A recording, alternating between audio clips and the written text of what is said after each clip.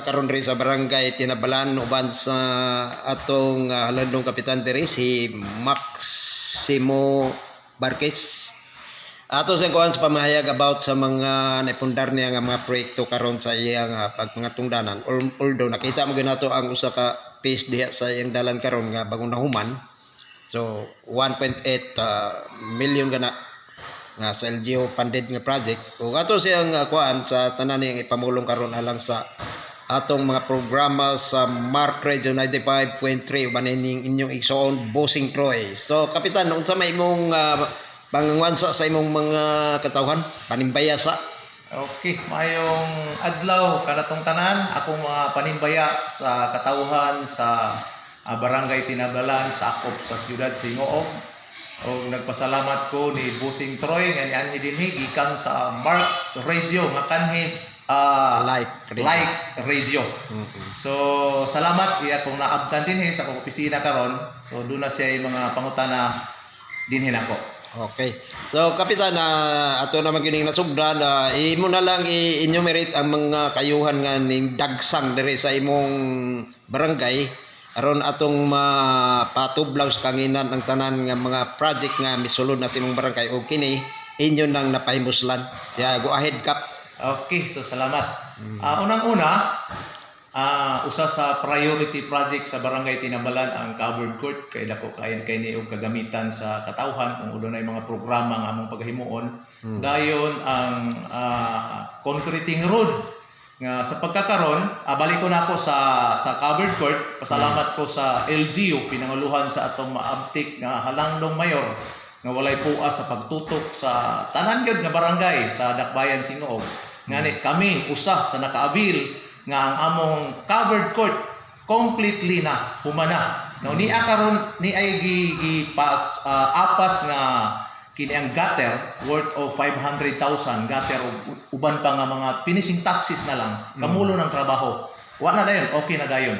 Dayon sa among concreting road sa ubos nga bahin dunay gahin ang atong halangdong mayor Eric Canyosa 1.8 million, one lane ra na siya pero natakdo na gyud ang Samimbunga og ang Tinabalan. So pasalamat ko ni Mayor gani nagpasalig siya humanda ng one lane doon na sa lain nga budget para ma-complete og mahimong two lanes ang maong karsada. Og matud pa sa dito sa LGU nga humanon gyud ang kalsada gikan sa Tinabalan nga wala pa makongkrito padulong sa Mimbalagon. Ug mo na imong gihulat og naglaom si Mayor kabalo mi unsay ibungat sa iyang iya ginang tumanon. So salamat kay niya anak. Ang among eskwelahan pod na ay nakita nako nga nindot duha ka room nga building gikan sa local board kining School board. Local school board. So complete na siya, okay na siya.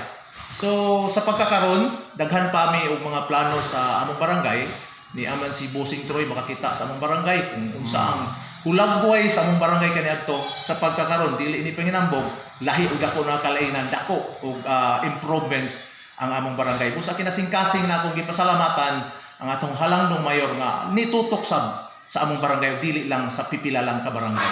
So mao lang Bossing Troy. Okay, so panamilit na lang kapitan alang sa itong mga programa ni Mudre sa imong barangay sa imong mga katawhan.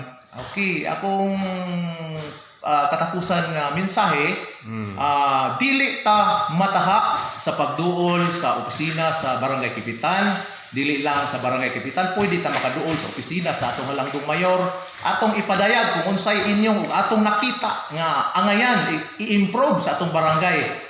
Atong istorya kay maminaw si kapitan ug ang atong mayor. Kutob sa atong mahimo.